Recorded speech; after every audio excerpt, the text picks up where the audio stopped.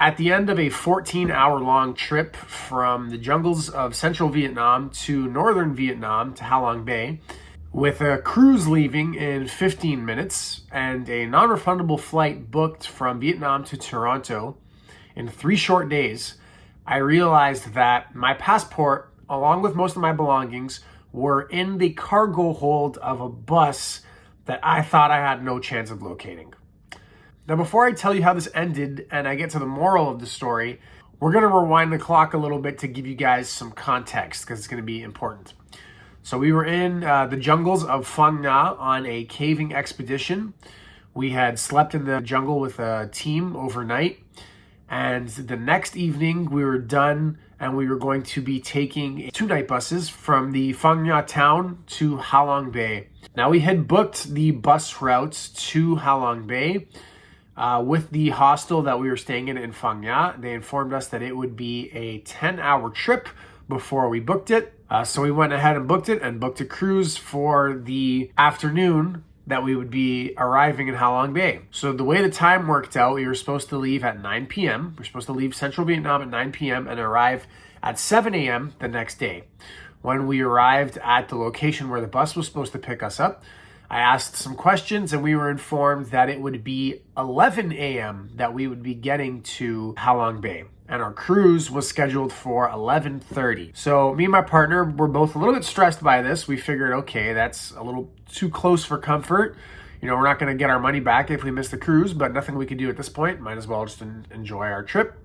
Enjoy the bus ride up and cross our fingers, hope for the best. So we end up making it to the port where we were supposed to get our cruise ship with about 25 minutes to spare. But there were some obstacles that came up that made it seem like we might not make it. So when we did arrive at the port on time, it was like a huge weight lifted off our shoulders. It's like, yes, we're going to make it onto this boat. We're going to enjoy the cruise. It's going to be great. So we take our backpacks off of our lap, get off the bus, thank the driver, and on our merry way. Now our guards are down because, we're thinking, stress-free, we made it. We got time to spare. Let's stop by this little shop here and see if we can grab some snacks before we get on the boat. So we do that. They don't have anything we like at that shop, so we decide, let's go check out the next one. On the way to the next shop, my partner realizes that we don't have our large travel bags. We only have our day packs that were on our laps. Because we made it on time, we thought, okay, we're in the clear, and we've completely forgot about our travel bags that were in the cargo hold of the bus. As soon as she said this, I'm thinking there's no way that bus is still there. It dropped us off on a random corner like 12 minutes ago. But immediately, I turn around and I start running towards that corner. As I got closer to the corner, I saw that our bus was not there, so my run slowed down to a jog and then a walk. And I started thinking about everything that I was going to have to do over the next few days. First of all, forget about this cruise. There's no way we can get on this boat. I got to figure out how I'm going to get this passport back. I don't know what bus company it was because we didn't book the trip itself. The hostel in central Vietnam did.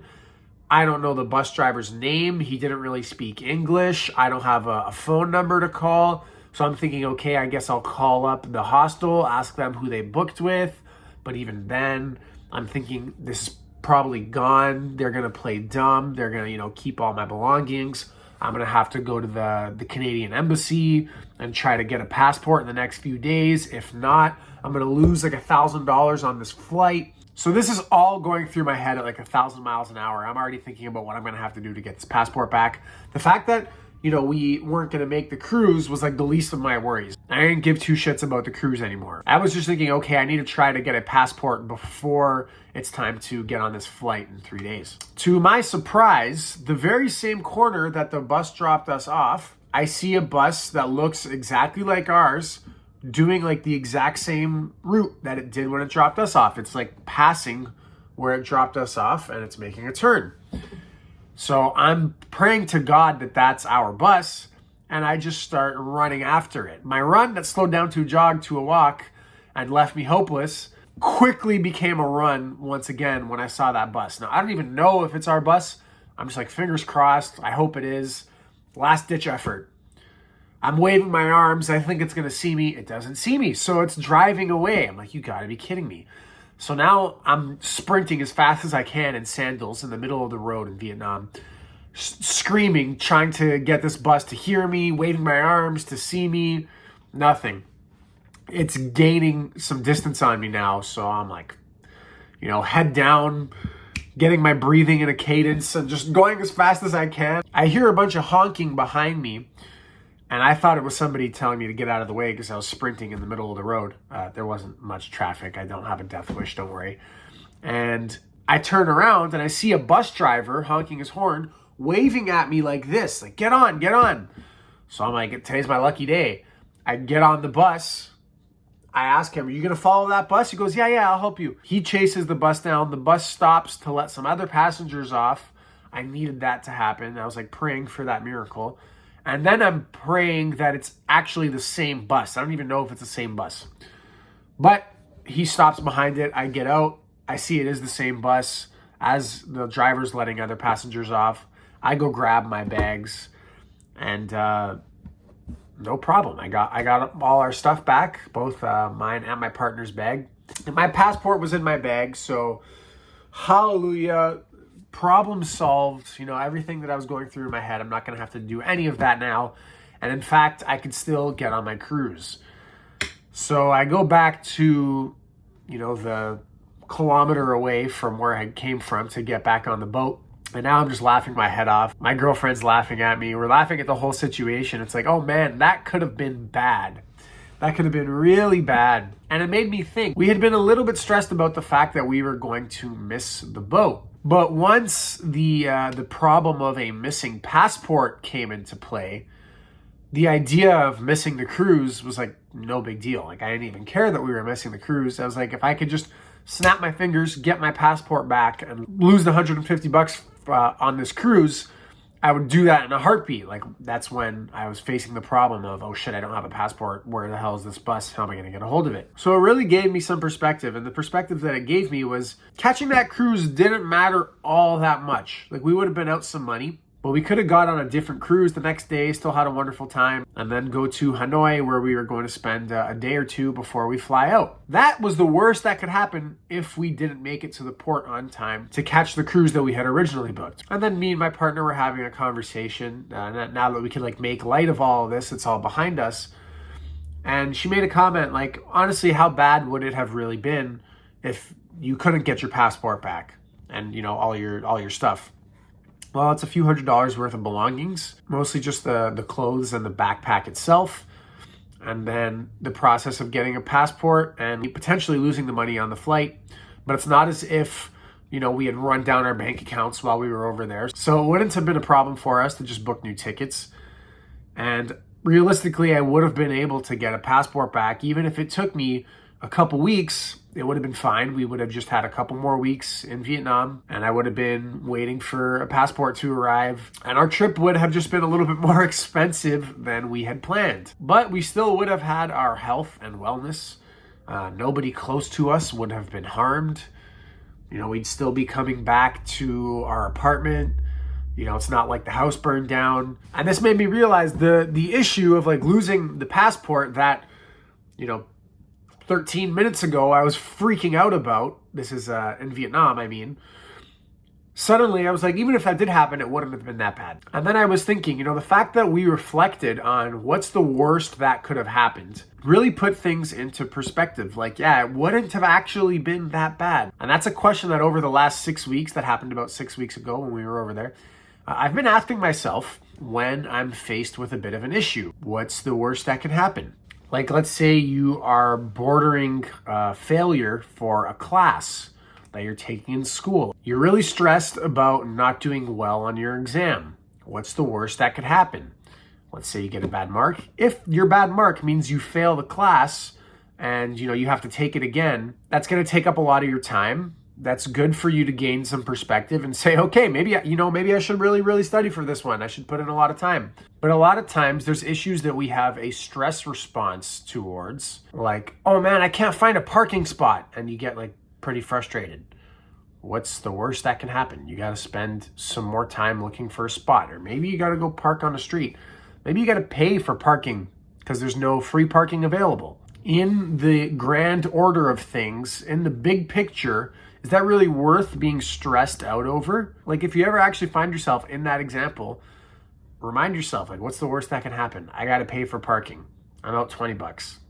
Okay, that kind of sucks. But realistically, it's all good. It's $20. It's not the end of the world. And what I'm saying here isn't to be invalidating towards your own feelings. Like, sometimes you have a really big stress response towards things, and people will tell you like, oh, it's not that big of a deal.